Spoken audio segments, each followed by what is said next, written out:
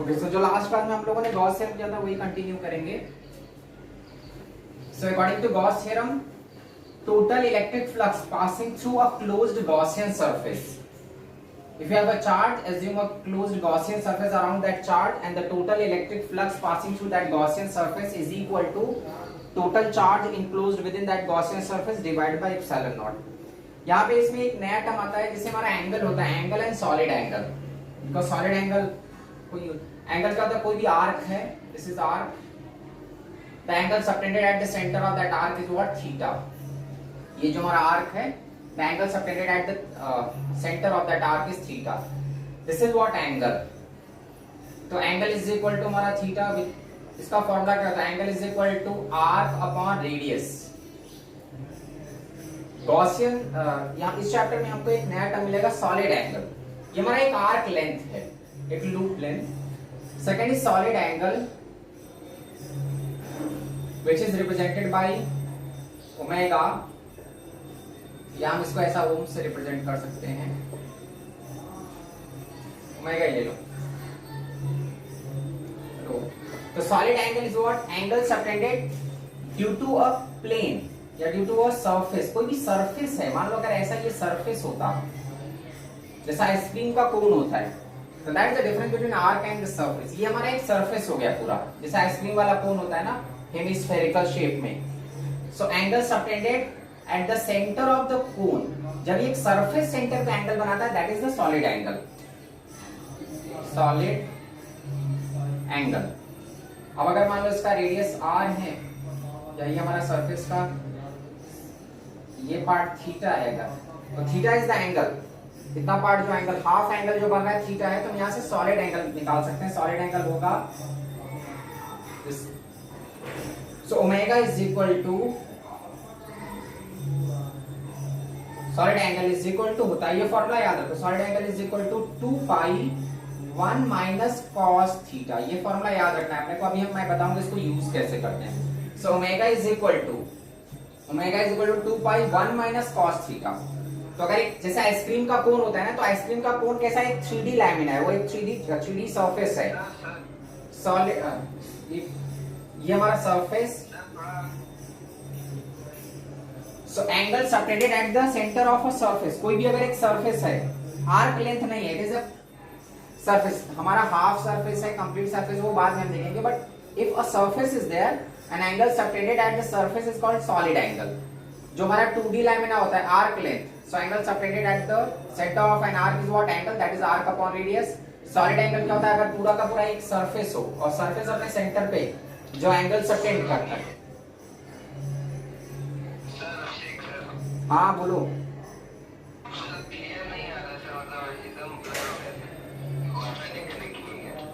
सबको नहीं क्लियर आ रहा है?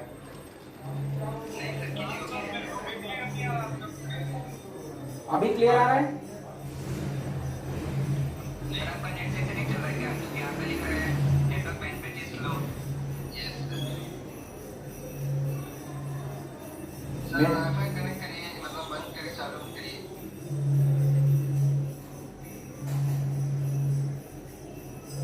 नेट तो प्रॉपर है मेरा वाईफाई पे। अभी दिख रहा है स्क्रीन, बोर्ड दिख रहा है अभी प्रॉपरली?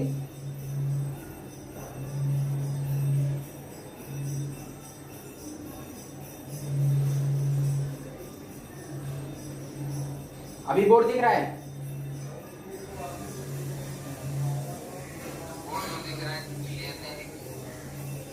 किसी को भी क्लियर नहीं दिख रहा है?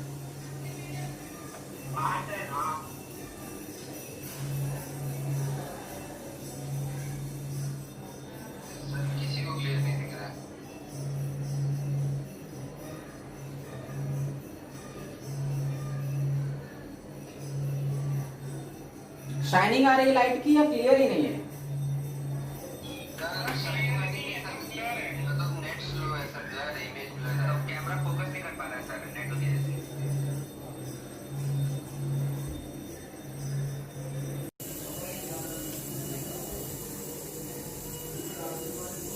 ओके, सो हम लोगों ने डिस्कस किया angle, solid angle, so angle, एक बार मैं फिर से रिवाइज करा दे रहा हूं, angle is what, angle subtended due to an arc at the centre of that arc. So theta is what, arc upon radius. और अगर ये सरफेस है 3 डायमेंशनल लैमिना, तो वो अपने सेंटर पे जो एंगल सबटेंड करता है that is solid angle. So solid angle का हमारा फॉर्मूला क्या होता है, sigma is equal to, sorry, omega is equal to 2 pi 1 minus cos theta, where theta is the half angle. अगर ये सपोज करो वो आइसक्रीम वाला कोन है, तो वो कोन पे ये जो हाफ एंगल सबटेंड करता है अपने सेंटर पे दैट इज थीटा। तो इसका जो सॉलिड एंगल का फॉर्मूला है, solid angle is 2 pi 1 minus cos theta, where theta is half of that angle. So अगर मैं कैलकुलेट करता हूं, एक रिंग है, तो रिंग 2 डायमेंशनल लैमिना है, तो रिंग अपने सेंटर पे एंगल फॉर्म करता है। लेकिन अगर एक स्फीयर है, स्फीयर क्या होगा, 3 डायमेंशनल लैमिना, सो स्फीयर अपने सेंटर पे सॉलिड एंगल सबटेंड करेगा। तो रिंग का जो हाफ एंगल, रिंग का जो टोटल एंगल होता है दैट इज 360, 2 पाई। तो अगर इसका हाफ एंगल लेते हैं तो वो पाई होगा। तो if you are finding the solid angle जो है 2 pi 1 minus cos theta, theta is what, pi. So 2 pi 1 minus of minus 1 because cos pi is minus 1, so you will get 4 pi. मतलब अगर एक closed loop है, so angle subtended at the center of closed loop is what, 2 pi, and solid angle subtended at the center of a closed surface, अगर एक closed surface है तो वो अपने center पे जो angle form करता है that is solid angle, वो कितना आता है, 4 pi। कैसा भी जरूरी नहीं वो spherical surface ही हो, कोई भी एक क्लोज्ड सरफेस हो। तुम अगर एक पॉलिथीन लेते हो, क्लोज डब्बा कुछ भी लो, क्लोज डब्बे के अंदर अगर 3 डायमेंशनल क्लोज डब्बा है तो उसके सेंटर पे एंगल कितना फॉर्म करेगा, 4 pi. Either it is a sphere, it is a cylinder, it is a cube, ये सारे के सारे 4 पाई फॉर्म करेंगे, that is what the solid angle subtended at the centre. और अगर 2 डायमेंशनल लैमिना है, a loop, a closed loop, here it is a closed surface and here it is a closed loop। closed loop मतलब square, rectangle, even if it is of irregular shape, triangle भी है तो भी 2 पाई ही form करेगा, because triangle is also a closed loop। triangle के centre पे भी angle कितना बनता है, 360 डिग्री, उसके अंदर जो टोटल एंगल होता है that is 360, that is the angle. लेकिन अगर एक सपोज करो पिरामिड है, पिरामिड किस में आ जाएगा, 3 डायमेंशनल लैमिना में आ जाएगा, तो वो अपने सेंटर पे कितना एंगल फॉर्म करेगा, 4 पाई, बिकॉज ये हमारा 3 डायमेंशनल में आ गया। सो पिरामिड 3 डायमेंशनल में आ रहा है तो वो 4 पाई फॉर्म कर रहा है। कोई भी 3 डायमेंशनल सरफेस अपने सेंटर पे 4 पाई सॉलिड एंगल फॉर्म करेगा, और 2 डायमेंशनल है तो वो 2 पाई। अब यहाँ पे हम देखते हैं इसका हम यूज कैसे करेंगे सॉलिड एंगल का। तो जो मैंने डिस्कस किया था, according to Gauss theorem, if a point charge is there and a Gaussian surface is assume around that point charge, so total flux passing through this Gaussian surface, उस Gaussian surface से जो total flux पास करता है, total flux means total number of electric lines or forces, so total flux क्या होता है, q by epsilon naught, which is equal to, according to Gauss theorem, total flux is equal to total charge enclosed within that Gaussian surface divided by epsilon naught, it is equal to integration of E dot ds, dot product of electric field and small segment of that area। यहाँ पे अगर एक छोटा सा segment लेते हो ds, so integration of E dot ds, that is the total flux which is equal to total charge enclosed within that Gaussian surface divided by epsilon naught। तो ये तो बहुत आसान है, q चार्ज है उसको एक पूरा कवर दे दिया Gaussian surface का, तो जो चारों तरफ से सारी की सारी लाइंस इस Gaussian surface ने कैप्चर कर दी, एक भी लाइन छूट नहीं रही है। तो जो टोटल लाइंस होंगी that is q by epsilon naught। Second case में मैंने क्या किया, मैंने एक हेमिस्फेरिकल लिया, मतलब ये जो पूरा का पूरा डब्बा था, पूरा का पूरा स्फीयर था, उसका आधा कट कर दिया, एक ही साइड में हाफ स्फीयर है। सो कंप्लीट स्फीयर से जो लाइंस जाती थी वो q by epsilon naught थी, चार्ज सेम है। लेकिन अगर ये हाफ स्फीयर है तो हाफ स्फीयर के लिए फ्लक्स क्या हो जाएगा, टोटल का हाफ। सो जो टोटल कंप्लीट स्फीयर का था q by epsilon naught, for half sphere क्या हो जाएगा, q by epsilon naught divide by 2, which is equal to q by 2 epsilon naught। अब देखो इसको हम सॉलिड एंगल से कैसे डिस्कस कर सकते हैं, जरा देखो यहाँ पे अगर ये आधा कटोरा है, ये पूरा का पूरा जो स्फीयर था उसको आधा कट कर दिया, मतलब एक साइड ही कटोरा है, तो अगर ये हेमिस्फेरिकल सरफेस है तो हेमिस्फेरिकल सरफेस के लिए सेंटर पे सॉलिड एंगल कैसे निकालेंगे, सॉलिड एंगल का फॉर्मूला क्या है, omega is equal to 2 pi 1 minus cos theta. मैंने बताया था इसका आधा एंगल लेने का, तो ये जो पूरा है वो 180 बनाएगा, तो उसका हाफ कितना बनाएगा, 90। तो omega is equal to 2 pi 1 minus cos 90 0 होता है, तो वो चला गया, तो कितना बना रहा है, 2 पाई। सॉलिड एंगल कितना है, 2 पाई। सोचो जरा, यहाँ पे सॉलिड एंगल कितना था, 4 पाई। तो जब पूरा का पूरा स्फीयर था तो सॉलिड एंगल ओमेगा कितना था, 4 पाई। जब हेमिस्फेरिकल है, आधा ही कटोरा है, तो सॉलिड एंगल कितना आ रहा है, 2 पाई।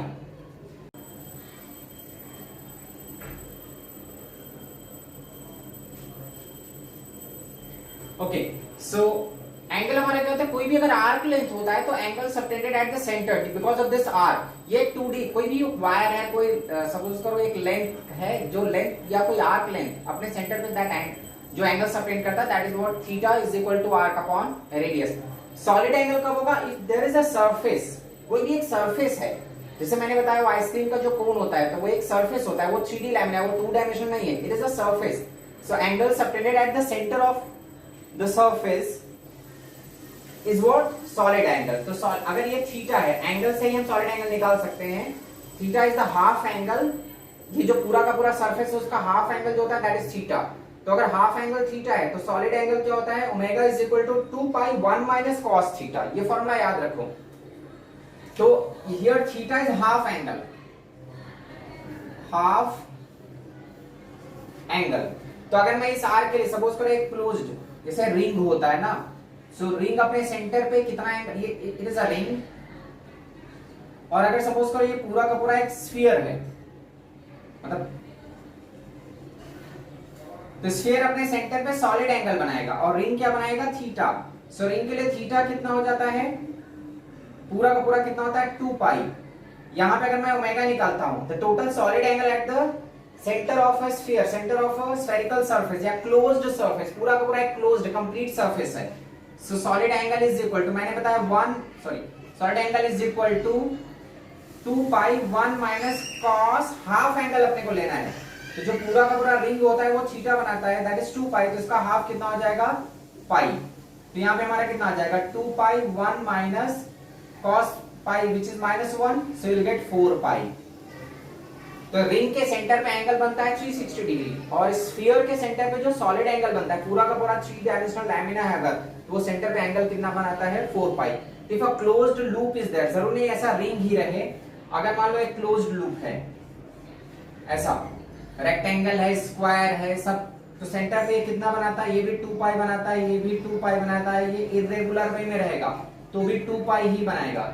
If a loop is closed 2 dimensional lamina, so total angle subtended at the center is what 2 pi 2 pi 2 pi।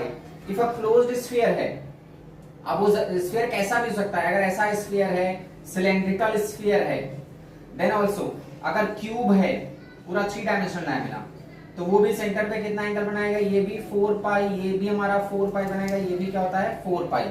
जैसे हमारा रूम होता है ना, पूरा का पूरा रूम एक क्लोज्ड बॉक्स के जैसा है, तो सेंटर पे सॉलिड एंगल फॉर्म करता है because there is 3 dimensional lamina, तो 3 डायमेंशनल क्लोज्ड सरफेस अपने सेंटर पे सॉलिड एंगल फॉर्म करता है दैट इज 4 पाई।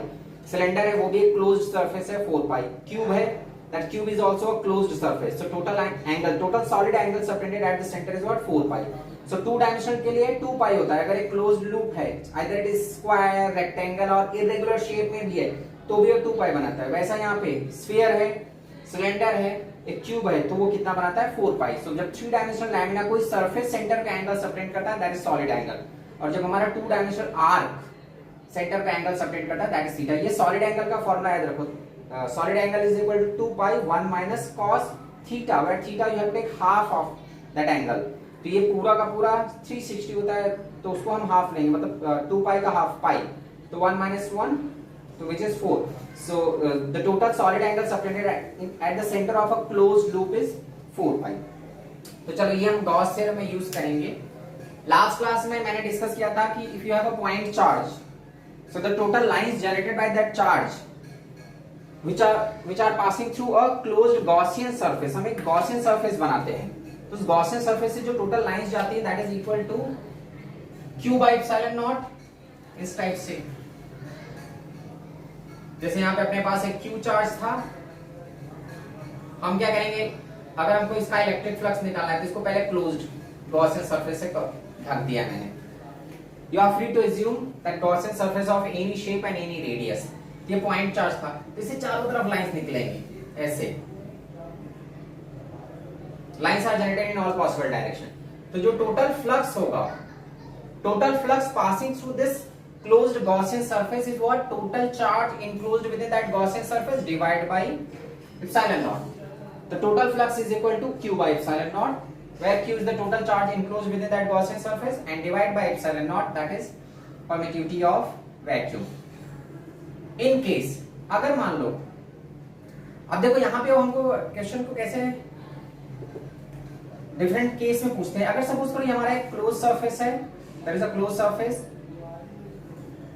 यहाँ पे सेंटर पे Q चार्ज है, इस पूरे सरफेस को अगर मैं नहीं लेता हूं, हाफ सरफेस ही लेता हूं, ये कैसा कटोरे के जैसा है और इसके सेंटर पे चार्ज रखा हुआ है, तो इस चार्ज की जो लाइंस होंगी ये पूरे इसी कटोरे में से पास करेंगी या ये साइड से भी जाएंगी? Lines are generated in all possible direction, तो जो फ्लक्स होगा वो ऑल पॉसिबल डायरेक्शन में निकलेगा। तो ऐसा नहीं कि सारा का सारा फ्लक्स इसी हेमिस्फेरिकल सरफेस से जाएगा। Whatever is the total lines generated by this charge, only half of those lines are passing through this hemispherical surface. ये जब पूरा कवर्ड था तो सारी की सारी लाइंस को कैप्चर कर लिया, बट यहाँ पे क्या होगा, केवल हाफ ऑफ लाइंस को कैप्चर करता है, वो सारी की सारी लाइंस को कैप्चर नहीं करता। तो यहाँ पे जो फ्लक्स जाएगा, this flux is what, Q by जो टोटल फ्लक्स था डिवाइड बाई 2। यहाँ पे क्या पूरा का पूरा सरफेस कवर्ड है, लेकिन यहाँ पे केवल हाफ साइड ही, मतलब एक हेमिस्फेरिकल सरफेस है, तो आधा हाफ ऑफ द फ्लक्स को वो इंक्लूड करेगा। Half of the flux are passing through this closed ये हेमिस्फेरिकल सरफेस और रिमेनिंग हाफ ऐसे ही रहेगा, तो ये वाले फ्लक्स उसमें इंक्लूडेड नहीं होंगे। तो जो टोटल फ्लक्स यहां से जा रहा है that is Q by 2 epsilon naught. So here flux is equal to Q by 2 epsilon naught. अब इसको हम ऐसे भी निकाल सकते हैं, हमको मालूम है, जरा यहाँ पे देखो सॉलिड एंगल कितना बनता है। ये जो कटोरा है, ये कटोरा अपने सेंटर पे कितना एंगल बनाएगा, सॉलिड एंगल। तो पहले क्या मैंने बताया कि इसको मिलाओ, ये हमारा टोटल कितना है, जो थीटा है, theta is what 90, half angle लेना है अपने को। सो थीटा 90 है, तो ओमेगा कितना हो जाएगा 2 पाई। हाँ सर कुछ समझ नहीं आ रहा है सर, स्क्रीन भी एकदम ब्लर है सर। हाँ सर, मतलब क्या लिखे हो पता नहीं चला कैसे। हाँ सर वही नहीं आता है। स्क्रीन दिख नहीं रहा है क्या तुम लोगों को? स्क्रीन दिख रहा है सर, सर आप जो लिख रहे हो ना वो थोड़ा भी समझ ही नहीं रहा है। दिख ही नहीं रहा है ठीक से, मुझे लगता है। यस सर, मैं बता दूं सर कैसा आपको दिख रहा है।